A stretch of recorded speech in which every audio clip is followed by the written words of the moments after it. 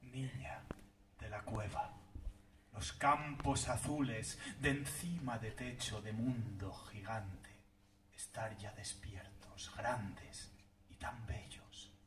Los toros de nieve cambiantes cabalgar al alba, jinetes de fuego sentados en ellos, dejar olvidadas sobre nuestra tierra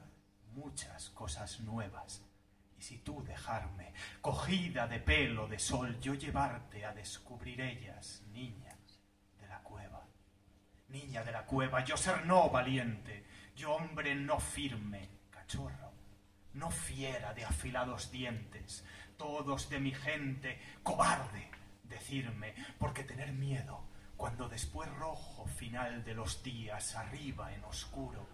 grande bestia negra llamada futuro, guiñarme mil ojos, y yo tener claro que yo ser no fuerte, y yo tener claro que ser no valiente, que fácil por muchos asustarme, pero sin duda, sin miedo, yo manos desnudas subir lejos fuera, a cazar de cena la carne del cielo, si tú tener hambre, niña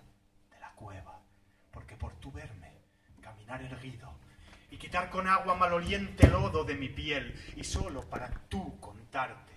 guardar muchas cosas aquí donde frente, saber de corrido el nombre de todo, y aunque por ser débil y ser poca cosa, y no ser capaz de cazar ni una cabra, no tener yo piel para hacer tu vestido, niña de la cueva, para que tú hermosa, yo tallar tú estas piedras preciosas llamadas palabras.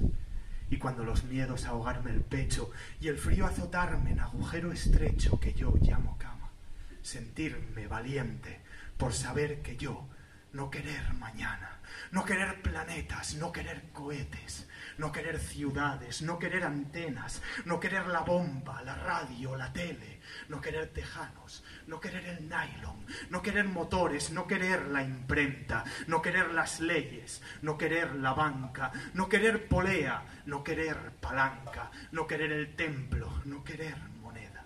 no querer la espada, no el cuero, no el arte, no querer el hierro, no querer la rueda, no querer el habla, no querer el fuego, no querer ser hombre, no querer ser nada, si tú no quererme, niña de la cueva. Muchas gracias.